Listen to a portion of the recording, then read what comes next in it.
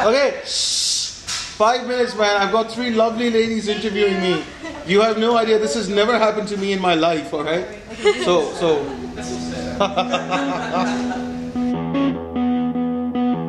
That's right there. Any of the ladies in the house make some noise?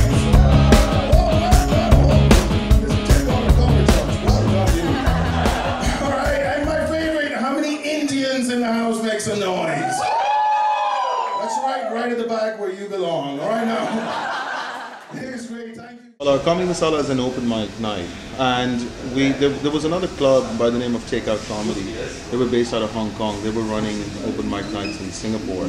They then shut down their open mic nights in Singapore, and I wanted to keep going.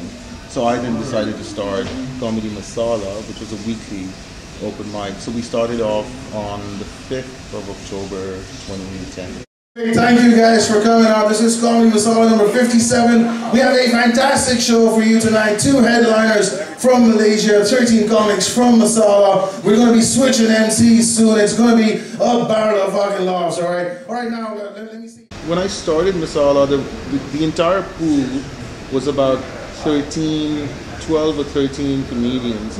Now the entire pool who are actively involved in the open mic scene is about 35 up on stage. And people always thought Singaporeans aren't funny. And the funniest Singaporeans out of all of Comedy Masala are Singaporeans. I've been doing stand-up comedy for close to 2 years now. It's been great 2 years. I started in 2009. I started in 2010. I started a few shows here and there, some of the open mics. There weren't really much open mics back then, but because of the weekly open mic Comedy Masala, when it started, we were the pioneer batch to start the open mic. So yeah, and that's when I started doing what I did. Actually, I used to be in a rock band. We used to play 80s rock and roll and stuff like that. So in between songs, I'll crack some jokes. And then the band broke up, and we had our own commitments. So I figured, maybe I could give it a try. So I gave it a shot, and one thing led to another, and the rest is sort of history. Yeah. Foreigners, where you at? Foreigners, make some noise! Foreigners, if you're wondering what this is, okay, my name is Faz, I am Malay. This is what a Singaporean was supposed to look like.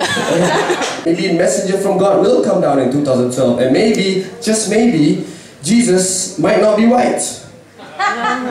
Can be a Chinese guy, can be an Indian guy. God forbid if he's a Malay guy. Because if a messenger from God is Malay, he will come down and forget the message. What the fuck was I supposed to say? I thought something about world, peace. Thanks guys, my name is Faz. There are very few Malay Singaporeans. I think there's only Paka Faz. I think he's probably the only Malay comic, Malay Singaporean. Indian Singaporeans, there's quite a few actually. Quite a few, at least 6, 7 maybe. And then Chinese Singaporeans, there would be at least another 5, 6. But I think it's definitely more Chinese and local Indians rather than more Malays. Hello, good evening everybody. My name is Dean. Hi. The community is very supportive. Everyone is not just standing and watch, but they give feedbacks, they tell you what you can improve on, what you can cut down, that kind of thing. So it's really good that, and the best thing is that the community is growing. People always, you see every week you see new people coming out, and then you can learn from them and they can learn from you. So it's a very supportive and very friendly and loving community. Good question. Female comedians, comedy, once again universally, comedy generally does not get its fair share of female comedians. I don't know why, but that's just the way it is all over the world. But at Masala now we have at least 4 active female comedians. So for my day job, I'm an airline pilot. Women are very, they don't want to be judged and put at a position where people are going to say, oh, she's ugly, or oh, she's not funny, or oh, what does she think about, women are very, we normally always dressing ourselves up and thinking, okay, we got to look good, we got to have a personality, but we got to look good. And to risk that on stage, like if you put yourself on stage and say that, judge me, that's the, for women run away from that. Now, I have a confession to make. I also have a phobia. I am terrified of people who are scared of flying, which makes me an aeronausophobe. But for those aeronausophobic... I don't think there are as many challenges as there are opportunities, actually. I just think people need, I just think it's about awareness. I think the press needs to cover us more.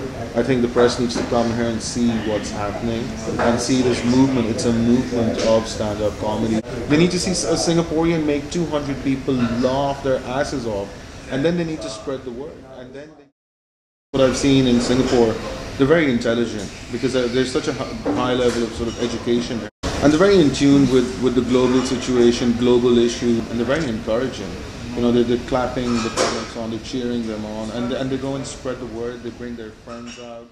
I think culturally, Singaporeans and comedy have, I've been told they never mixed, and I just don't think that's true. I just don't. And I have proof, I have Comedy Masala to say that that's not true at all.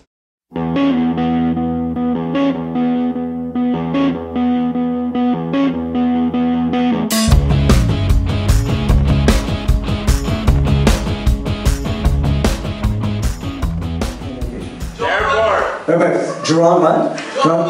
Jurong Bird Park? Jurong Bird Park! Jurong Bird, okay, Jurong Bird Park. Oh, wait. Now that's a swallow. Okay.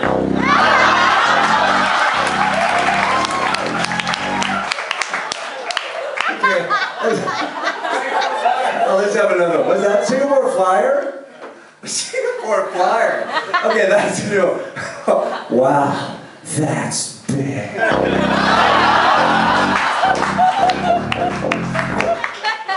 And slow. Okay, let's have another one. Ministry of Manpower. Ministry of Manpower.